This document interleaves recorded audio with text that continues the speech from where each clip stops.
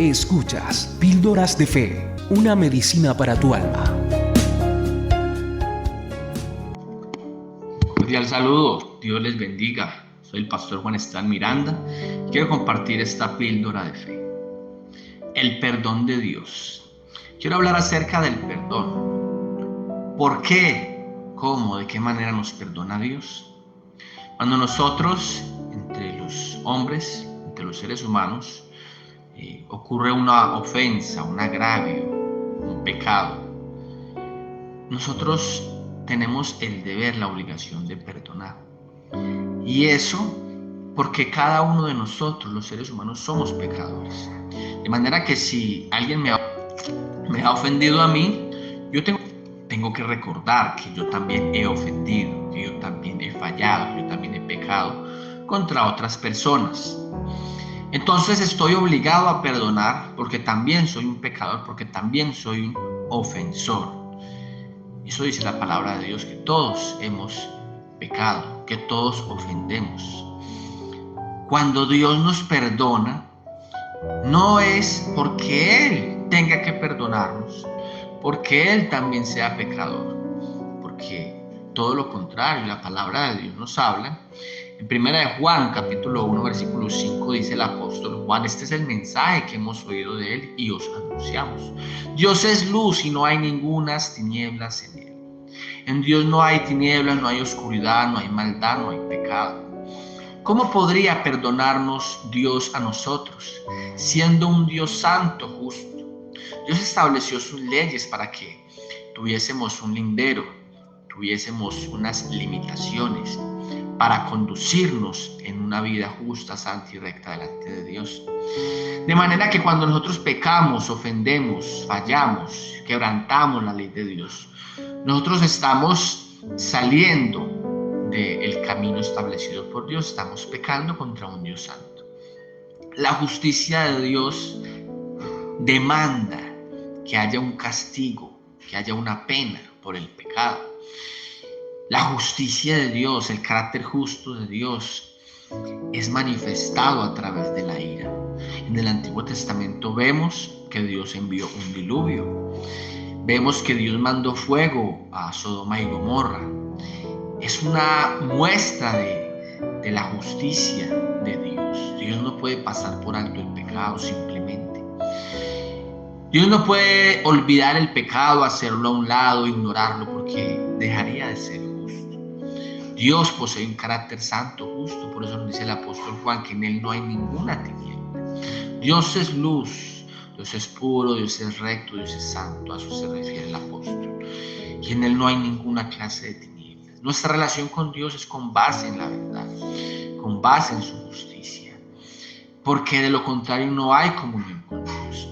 Es necesario que seamos perdonados, que nuestros pecados sean perdonados para tener comunión con Dios. No podemos acercarnos a Dios en nuestros términos, en nuestra condición de pecadores. De manera que Dios, en el Antiguo Testamento, Dios juzgó a muchas naciones, aún a su mismo pueblo, por su pecado y su maldad, por el hecho de ser un Dios justo, santo, recto, puro. En el Nuevo Testamento vemos que, por lo menos en Romanos 1, dice que la ira de Dios se revela desde el cielo contra toda impiedad e injusticia de los hombres. O sea que la ira de Dios sigue siendo una realidad, porque Dios sigue siendo justo. La diferencia es que ahora Jesucristo se ha puesto en medio entre el hombre y Jesucristo se puso en medio para sufrir la ira de Dios. Cuando Jesucristo va a la cruz, muere, no por sus pecados, sino por los nuestros. Él jamás pecó, dice la palabra que nunca hubo engaño en su boca. Él vivió rectamente, habiéndose hecho hombre, vivió como jamás ningún hombre había vivido. Cuando Jesús muere en la cruz, lo hace en nuestro lugar. El apóstol Juan dice en el capítulo 2 de su primera carta: hijitos míos, estas cosas os escribo para que no pequéis. Y si alguno hubiere pecado, abogado tenemos para con el Padre a Jesucristo el justo. Y Él es la propiciación por nuestros pecados. El propósito de esta palabra, de esta carta, dice Juan, que es para que no pequemos. Para eso está escrita la palabra de Dios, para conducirnos en el camino de justicia y de verdad para que no pequemos. Pero la realidad es que pecamos. Si pecamos, tenemos un abogado, el Paracletos, abogado defensor, alguien que nos ayuda en este tema, en este problema del pecado, y Jesucristo. Jesucristo el justo, el que se hizo justicia, a diferencia de nosotros. Y dice que Él es la propiciación por nuestros pecados. La palabra de Dios nos habla del tema de la propiciación, o la doctrina de la propiciación en el Antiguo Testamento. Y luego en el Nuevo Testamento también nos habla. Aquí en el Nuevo Testamento la palabra propiciación viene del griego hilasmos, que significa una ofrenda para apaciguar o satisfacer a una parte enojada o ofendida. O sea, según el contexto de la palabra, Antiguo y Nuevo Testamento, a esto hace referencia la palabra. La palabra habla de perdón, de expiación por los pecados. ¿De qué manera Dios nos perdonó? No fue algo gratuito, en el sentido que no fue simplemente que Dios quiso perdonarnos y ya, e hizo a un lado nuestros pecados. Eso quebrantaría la justicia de Dios. Dios siempre quiso perdonar al hombre. Aún antes de crear al hombre ya Dios sabía qué iba a pasar con nosotros, la humanidad. Pero Dios quiso perdonar al hombre, pero con base en su justicia. Es lo que nos enseña Romanos 1:17. Dice que en el Evangelio la justicia de Dios se revela por fe y para fe. Como está escrito, el justo por la fe vivirá. En el Evangelio se nos habla de que Dios sabe que somos pecadores, pero Dios nos perdonó por su gracia y su misericordia. Pero en el Evangelio se revela la justicia de Dios, porque Dios no dejó de ser justo. Dios castigó el pecado del hombre, no llevándonos a una condenación eterna, sino llevando su castigo, descargando su castigo, su ira sobre Jesucristo. En el Evangelio, que es la buena noticia, Dios nos salvó, pero Dios no dejó de ser justo. Dios fue misericordioso, bondadoso con el hombre al salvarnos, pero siguió siendo justo, porque no simplemente pasó por alto nuestros pecados. Él condenó nuestros pecados en Jesucristo. Él fue el sacrificio, el cordero, el sustituto de nosotros. Entonces, cuando hablamos de propiciación, esta palabra habla del Antiguo Testamento, de que Dios estableció un culto, un templo, un tabernáculo, de manera que el hombre pudiese tener comunión con Dios, a pesar de sus pecados. En Éxodo 25:17 al 22, Dios le dice a Moisés que elabore un arca o un cofre, el arca del pacto, el arca de la alianza. Este sería de madera cubierto por oro. El cofre tendría una tapa de madera cubierta de oro. La tapa se llamaba propiciación o el propiciatorio. Sobre la tapa se debía de hacer 2 querubines, uno frente al otro, con las alas extendidas. Los querubines mirarían el centro, mirarían hacia abajo, la tapa, el propiciatorio. El sumo sacerdote, una vez al año, el día de la expiación o la fiesta llamada Yom Kippur, al final del año religioso judío, entre septiembre y octubre, el sumo sacerdote llevaría la sangre de un macho cabrío y la iba a rociar ahí en la tapa, en el centro de la tapa llamada propiciatorio. Los querubines iban a mirar a esta sangre y entonces habría perdón de Dios para el pueblo de todos los pecados de ese año que finalizaba, los pecados por ignorancia. Y el nuevo año que comenzaba, la gracia, la misericordia de Dios iba a estar con el pueblo de Israel. Un año más de gracia. Es que Dios es justo. ¿Qué significa esto? ¿Qué significa este cofre? Es la representación de cómo un Dios justo y santo demanda que haya justicia para que podamos tener comunión con Él. Cuando el ser humano fue expulsado del huerto de Edén, Dios puso en la entrada del huerto a 2 querubines y a una espada de fuego que daba vueltas por todo el huerto. Los querubines son custodios de la presencia y la santidad de Dios. De manera que los querubines impedían el paso del hombre a ese paraíso, a ese lugar de comunión, a esa presencia de Dios aquí en la tierra. De la misma manera, ya en el cielo hay querubines custodiando la presencia, la santidad, la gloria de Dios. Y nadie puede ir allá al cielo pues, con pecado, si no es por la sangre de Cristo. Si no es porque Cristo aplaca la ira de Dios, nadie podría ir al cielo, ni siquiera nuestras oraciones llegarían ante la presencia de Dios. Este cofre, esta caja, esta arca del pacto, el arca del pacto y este propiciatorio representan la obra de Cristo en la cruz. Cuando Jesucristo muere en la cruz, está haciendo lo que el sumo sacerdote hacía de una manera simbólica. El sumo sacerdote llevaba hasta el arca del pacto la sangre del macho cabrío y la rociaba en la tapa del cofre. Los querubines miraban la sangre y permitían gracia, misericordia para el pueblo de Dios. Dios aceptaba el sacrificio, pero esto debía hacerse cada año porque eran sacrificios no perfectos, no completos. Cuando Jesucristo muere, Jesucristo va delante de la presencia del Padre y Jesucristo lleva su propia sangre, no la de macho cabrío, no la de ningún becerro, como dice Hebreos, sino su propia sangre. Cuando Jesús muere, se acerca a la presencia del Padre. Él lleva su propia sangre. Allí hay unos querubines, custodios de la santidad y de la presencia de Dios.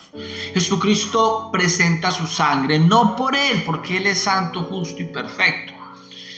Él no merecía muerte porque la muerte es una consecuencia del pecado. Jesús presenta su sangre por nosotros en nuestro lugar. Vuelvo al texto, 1 Juan 2:2. Y Él es la propiciación por nuestros pecados. Si propiciación es apaciguar la ira, aplacar la ira, ¿qué hizo Jesús entonces en la cruz? Jesús aplacó, apaciguó la ira justa de Dios. Esto no quiere decir que Dios Padre sea malo y Jesucristo sea bueno. No, es un solo Dios. En el Dios habita el Padre, el Hijo y el Espíritu Santo, el único Dios. Pero el Padre tiene que juzgar con justicia y el Hijo recibe ese juicio sobre él por nosotros en nuestro lugar. Jesucristo cargó con nuestros pecados y recibió toda la ira de Dios. Por eso Jesucristo en la cruz dice: Padre, ¿por qué me has abandonado?, pregunta Jesús. No es que Él no entienda, no es que Él no sepa lo que está pasando, es la experiencia del hombre Jesucristo en la cruz por causa de cargar nuestros pecados. ¿Por qué nos perdonó Dios? Por eso les hablaba al principio de que nosotros tenemos que perdonar a nuestro prójimo, porque no hay argumento, no hay excusas para no hacerlo, puesto que somos también pecadores. ¿Por qué nos perdona Dios? Si Él es santo y justo y en Él no hay ninguna tiniebla, porque Jesucristo ya cargó nuestros pecados y aplacó la ira de Dios. De la misma manera que el sumo sacerdote presentaba la sangre del macho cabrío frente a los querubines representativos sobre el propiciatorio, asimismo Jesucristo entró una sola vez a la presencia del Padre con su sangre para ofrecernos, para brindarnos eterna redención, un pago, un rescate por nuestros pecados eterno, una sola vez, y ahora somos perdonados. Cuando nosotros consideramos esta verdad a la luz de la palabra, el tema de la propiciación, podemos adorar, glorificar a Dios de una manera correcta, con base en la verdad, por el perdón que nos otorga. Yo quiero animarle, querido amigo o amiga, a que se acerque a la presencia de Dios.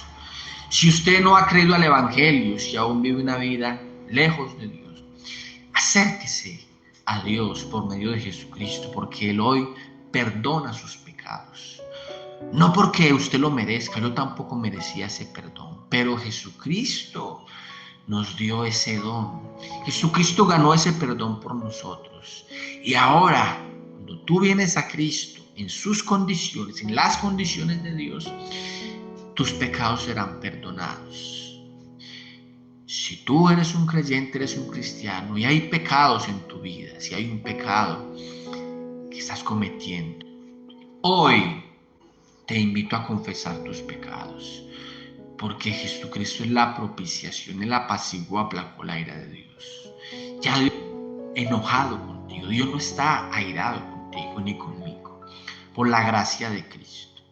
Cada día que te levantes, acércate a ese Dios maravilloso, santo, glorioso. No olvides que Él está sentado en su trono, así lo vio Isaías, capítulo 6, así lo vio el profeta, lleno de gloria y majestad. Sus faldas llenaban el templo. La gloria y la majestad de Dios, de las vestiduras de Dios, una manera de representar la gloria de un Dios que los cielos de los cielos no lo pueden contener. Cuando te acerques a Dios en oración, recuerda que Él es santo, que Él es justo, Él es perfecto, que Él es majestuoso. Pero también recuerda que Él ya ha provisto para tu perdón y que Él no te va a rechazar, que Él no te va a echar fuera, que Él no te va a menospreciar, Él te va a perdonar. Sea que no eres cristiano y necesites un perdón de todos tus pecados, acércate a Dios con libertad. Y si ya eres un cristiano, eres un creyente, acércate a Dios con libertad, porque ya Cristo pagó el precio. Le costó mucho, le costó su propia sangre, su propia vida. ¿De qué manera Él tuvo que derramar su vida? ¿Sabes por qué? Fue su sangre, o es su sangre la que nos da perdón. No porque esta sea un amuleto, una especie de fetiche que nos sirva a nosotros para ser perdonados. La sangre, al ser derramada, toda la sangre de Jesús en la cruz, representa la vida, porque la vida del hombre en la sangre está, dice la palabra de Dios. Cuando derrama Jesús toda su sangre, está derramando su vida. Eso quiere decir que su vida la entregó completa, porque toda la sangre la derramó. Completa en lugar de la nuestra. Nosotros fuimos perdonados y Él fue condenado, pero resucitó para sentarse a la derecha del Padre e interceder todos los días, día y noche, por nosotros. Dios nos ha perdonado. Qué gran noticia. Alaba, adora a Dios por ello y acércate cada día buscando su perdón, su gracia, porque Él es bueno y para siempre su misericordia. Dios los bendiga.